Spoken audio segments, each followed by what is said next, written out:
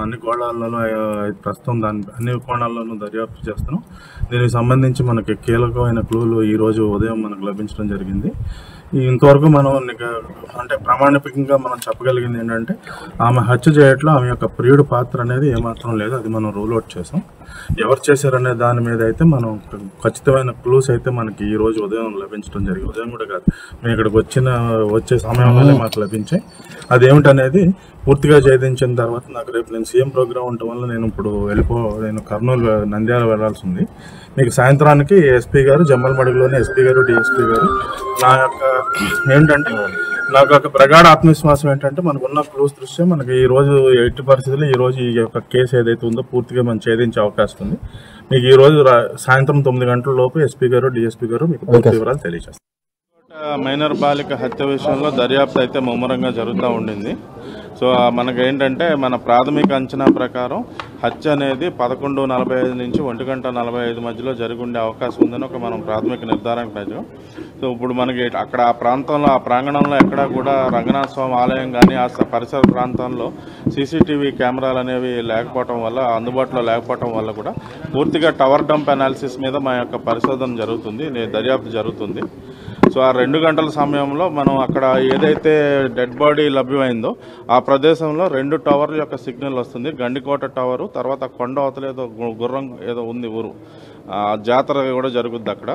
అవతల వైపు నది అవతల వైపు ఉన్న కొండ మీద టవర్ కూడా వస్తుంది.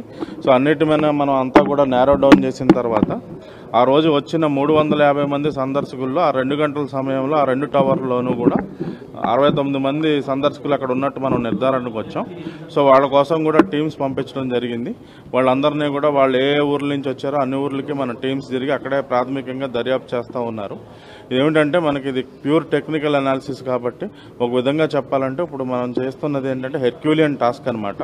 కొండను తవ్వి ఎలుకను పట్టే క్రమం దిశగా మన యొక్క ప్రయత్నం జరుగుతుంది. ఖచ్చితంగా ఇది ఛేదిస్తాం.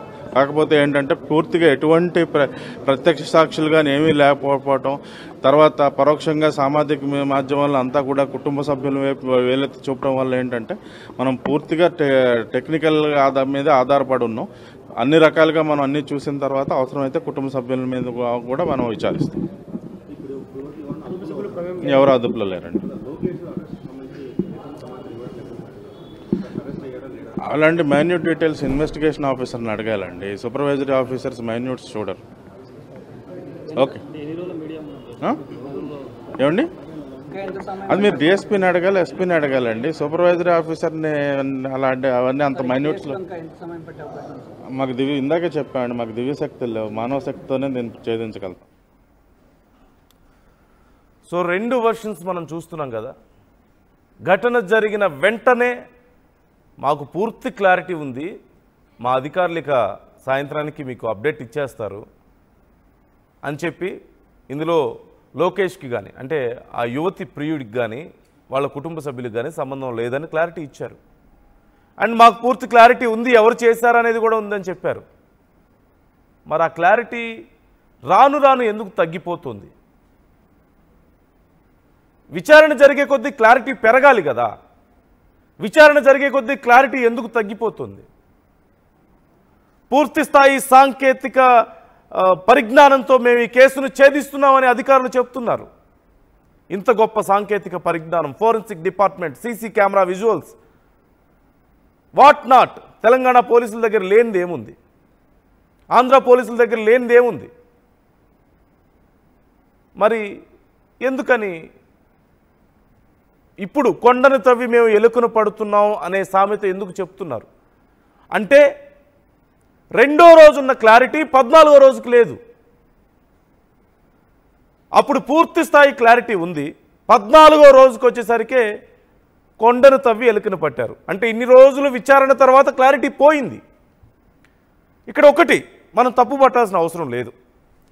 ముందుగా ప్రాథమికంగా ఒక నిర్ధారణకు వస్తారు, ఎలా జరిగి ఉండొచ్చు అనేది ఒక నిర్ధారణకు వచ్చి సహజంగా దానికి సంబంధించిన ఆధారాలు కూడా లభించే అవకాశం కనిపించినప్పుడు ఓకే క్లారిటీ వచ్చేసింది అని అనుకోవడం సహజమే. ఆ తర్వాత విచారణ జరిగిన తర్వాత కొంచెం అటు ఇటు అవ్వడం కూడా సహజమే. కొత్త ఆధారాలు దొరకవచ్చు, కొత్త వాళ్ళ ఇన్వాల్వ్మెంట్ ఉందనుకోవచ్చు, లేదంటే ఉన్నవాళ్ళు కాదు ఇంకెవరో అయి ఉండొచ్చు అనే క్లారిటీ కూడా రావచ్చు, సహజమే.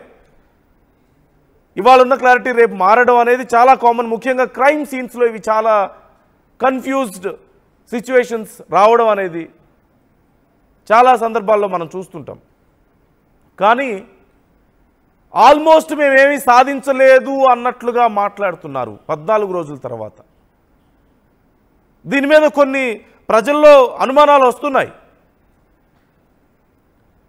ఇంకేమైనా కారణం ఉందా? ఏమైనా ఒత్తిళ్ళు ఉన్నాయా? లేకపోతే అసలు పూర్తిగా ఏమీ ఇప్పటి వరకు క్లారిటీ రాలేదా? అసలు క్లారిటీ రాలేదా? మనం అనుకున్నట్లుగా ఇట్స్ నాట్. కొన్ని ఖచ్చితంగా కష్టతరం అవుతాయి ఛేదించడానికి, కాదని చెప్పలేం. కానీ జరిగినటువంటి ఆ దారుణం